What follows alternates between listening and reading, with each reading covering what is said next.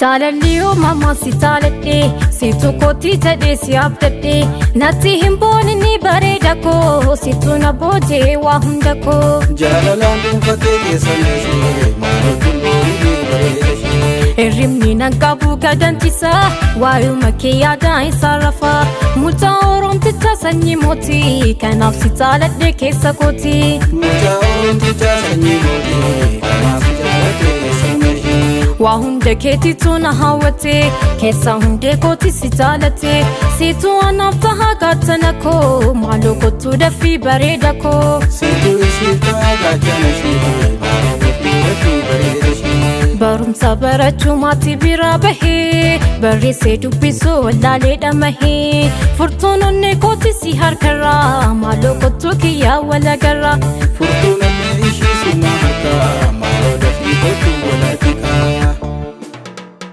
Ana obsa dhabe garaan koo maaf taliftee nati jabaattee boo Ana obsa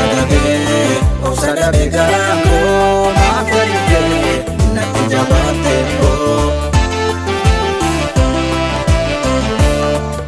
Ana obsa dhabe inafinna beelamtee Ana obsa dhabe seekatee injira Ana obsa dhabe miidhame yaada kee fala dhabe injira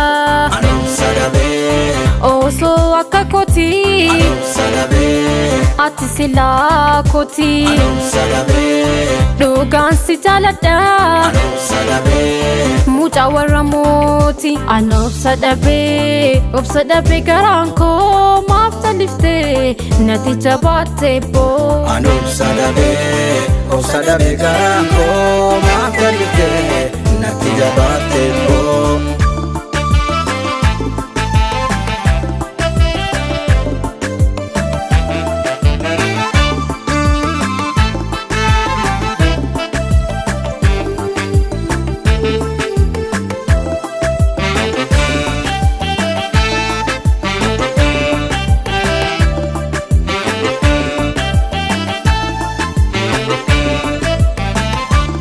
Maaloo jaalalli kan kee onnee koo nama deessee si jaaladhe taamalee anoo maalan balleessee dafii toonaa kottu kiyyaa nagamaatii sonnee koo si malee jireenyaan qabu